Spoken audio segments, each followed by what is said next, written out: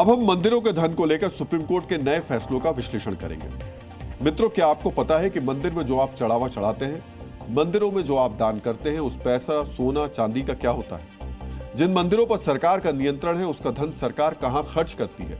क्या उस पैसे का खर्च सिर्फ धर्मार्थ में ही होता है या फिर उसे सरकार कहीं और भी खर्च कर रही है? यह प्रश्न इसलिए अहम है क्योंकि तमिलनाडु की सरकार कुछ ऐसा ही कर रही थी, लेकिन अदालत ने अब उस पर ब्रेक लगा दिया है। मंदिर के पैसे के खर्च को लेकर कोर्ट ने कैसे लक्ष्मण रेखा खींच दी है, अब हम इसका विश्लेषण करेंगे। मगर उससे पहले आपको यह जानना चाहिए कि हमारे देश के मंदिर कितने धनवान हैं। भारत में करीब 7.5 लाख मंदिर हैं, जिनमें से 4 लाख मंदिर राज्य सरकारों के अधीन हैं। सभी मंदिरों में चढ़ावा और दान से करीब 2.5 से 3 लाख करोड़ रुपए सालाना आता है। ये देश के जीडीपी का 2.3% है। ये अगर भारत के एक आदमी में बांट दिया जाए तो हर किसी को 2,000 रुपए से ज्यादा मिलेंगे। मित्रों, मंदिरों के पास वही पैसे हैं जिसे हिंदू अपनी देवता के चरणों में चढ़ाते हैं। तमिलनाडु में भी सनातनी श्रद्धालुओं ने मंदिरों में ऐसे ही दान दिए थे, मगर वहां की सरकार इन पैसों से विवाह भवन बनवा रही थी। 2023 से लेकर 2025 के बीच एमके स्टालिन की सरकार ने 5 आदेश जारी किए। आदेश के मुताबिक 27 मंदिरों के 80 करोड़ रुपए से शादी हॉल बनाने थे। तर्क यह था कि शादी भी एक धार्मिक कार्य है, मगर मद्रास हाईकोर्ट ने सरकार के तर्कों को खारिज कर दिया। अदालत ने कहा, मंदिर के पैसों को सार्वजनिक या सरकारी पैसा नहीं माना जा सकता। भक्तों ने जो दान किया है वो पैसा सिर्फ देवता का है। इसका इस्तेमाल मंदिर के किसी काम के लिए ही हो या फिर धर्मार्थ उद्देश्यों की पूर्ति के लिए हो। हिंदू विवाह सिर्फ संस्कार है, इसका धार्मिक उद्देश्य नहीं है। इसलिए ऐसा काम ना हो जिससे सरकार का राजस्व बढ़े।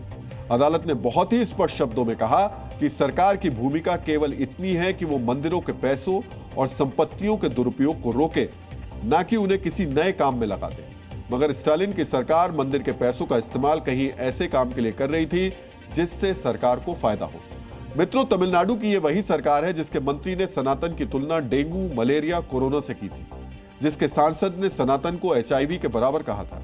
डीएमके के कई नेता सनातन पर अभद्र और अमर्यादित टिप्पणी करने के लिए जाने जाते हैं। उसी डीएमके की सरकार सनातनियों के चढ़ावे को ऐसे काम में लगा रही थी जिससे सरकार को फायदा हो।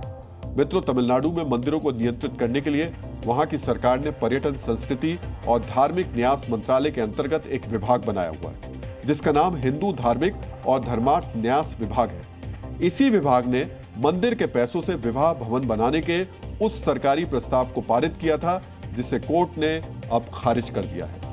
ENC डिपार्टमेंट के अधीन तमिलनाडु के करीब 44,000 मंदिर आते हैं। इनमें रामेश्वरम और मीनाक्षी मंदिर भी शामिल है। इन मंदिरों के पास बड़ी मात्रा में धन जमा है। इसी साल अप्रैल में राज्य के 21 प्रमुख मंदिरों के करीब 1,000 किलो शुद्ध सोना गलाकर बैंकों में जमा कराया गया था। सरकार ने दावा किया कि इससे सालाना करीब 18 करोड़ रुपए ब्याज मिलेगा और उसे मंदिर विकास के काम में लगाया जाएगा। मगर अब जब विवाह मंडप के बहाने सरकार के धर्मार्थ कार्य की परिभाषा स्पष्ट हुई, तो प्रश्न यह है, क्या उस पैसे का इस्तेमाल भी कहीं वैसे किसी काम में तो नहीं किया जा रहा था? मित्रों, धर्मार्थ से सीधा मतलब पूजा से है, अन्नदान से है, तीर्थयात्रियों के कल्याण और गरीबों की सहायता के लिए खर्च से है। ऐसे ही खर्च और उस खर्च की निगरानी के लिए देश के अलग अलग राज्यों में सरकार ने अपना एक विभाग बनाया हुआ जो मंदिरों को नियंत्रित करता है। यहाँ आपको यह भी अवश्य जानना चाहिए कि मंदिरों पर नियंत्रण के लिए सरकारी नीति क्या है। मित्रों, मुख्य रूप से राज्य सरकारों के अधीन ही मंदिर है। हिंदू धार्मिक और धर्मार्थ बंदोबस्ती अधिनियम दक्षिण भारत के कई राज्यों में लागू है। वो मंदिर सरकारी नियंत्रण के दायरे में आते हैं जो सार्वजनिक माने जाते हैं और जिनके पास पर्याप्त संपत्ति या धन है। कर्नाटक के करीब 34,000 मंदिरों की देखरेख कर्नाटक मुजरई विभाग करता है और ये भी वहां की सरकार के अधीन ही आता है।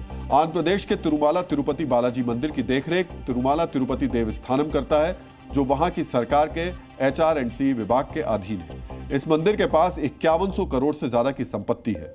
आंध्र प्रदेश में करीब 25,000 मंदिरों पर सरकार की निगरानी है, तो वहीं केरल में सरकार ने 5 अलग अलग देवस्थानम बोर्ड बनाए हुए हैं जो लगभग 3,000 मंदिरों का नियंत्रण करते हैं। सबरीमाला मंदिर का नियंत्रण त्रावणकोर देवस्थानम बोर्ड करता है, तो गुरुवायूर श्री कृष्ण मंदिर का कंट्रोल गुरुवायूर देवस्थानम बोर्ड करता है। केरल का ही श्री पद्मास्वामी मंदिर सबसे अमीर मंदिर है। इसकी कुल संपत्ति 1.5 लाख करोड़ रुपए के आसपास की है। मित्रों, देश के 10 प्रमुख राज्यों में करीब 1.25 लाख मंदिर राज्य सरकारों के अधीन है। इसमें ओडिशा के जगन्नाथपुरी मंदिर, मध्य प्रदेश के महाकालेश्वर उज्जैन मंदिर, उत्तर प्रदेश के काशी विश्वनाथ मंदिर और उत्तराखंड के बद्रीनाथ और केदारनाथ मंदिर भी शामिल हैं, जिनका नियंत्रण वहां की सरकारों के पास है। हालांकि देश के कुछ बड़े मंदिर ऐसे भी हैं जिनका अपना स्वतंत्र बोर्ड है, जिस पर सरकार का कोई नियंत्रण नहीं है।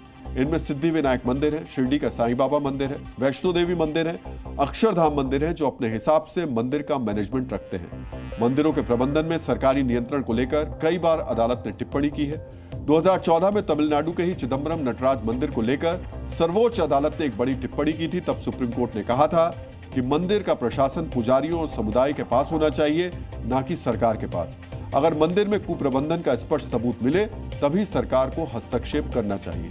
हालांकि तमिलनाडु सरकार पर कई बार ये आरोप लग चुके हैं कि वो मंदिर के पैसों का उपयोग राज्य के विकास कार्य के लिए करती है। HRNEC को हटाने या फिर संशोधित करने की मांग होती रही है। विद्वानों का मानना है कि मंदिरों पर सरकार का नियंत्रण हिंदुओं के धर्मनिरपेक्ष अधिकार का उल्लंघन है। इसलिए सनातन बोर्ड बनाने की मांग की जा रही है ताकि मंदिरों का हिसाब किताब सरकार उसके पास रहे, मंदिरों का धन हिंदुओं के लिए ही इस्तेमाल हो।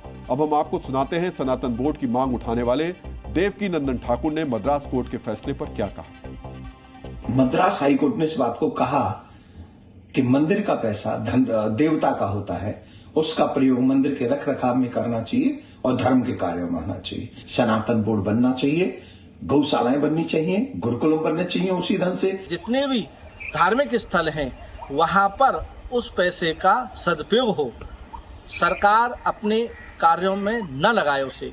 यह बहुत सुंदर स्वागत योग्य निर्णय है। सनातन बोर्ड का इसी के तहत गठन होना चाहिए। मित्रों, जब मंदिर पर सरकारी नियंत्रण को खत्म करने की मांग की जा रही है, जब तमिलनाडु में अदालत ने नई लक्ष्मण रेखा खींच दी है, तब आपको यह भी अवश्य जानना चाहिए कि हिंदुओं के मंदिर पर सरकार का कंट्रोल है, लेकिन मस्जिद या फिर चर्च में सरकारी हस्तक्षेप कितना है। मित्रों, मस्जिदों के मैनेजमेंट में किसी भी राज्य सरकार का कोई हस्तक्षेप नहीं है।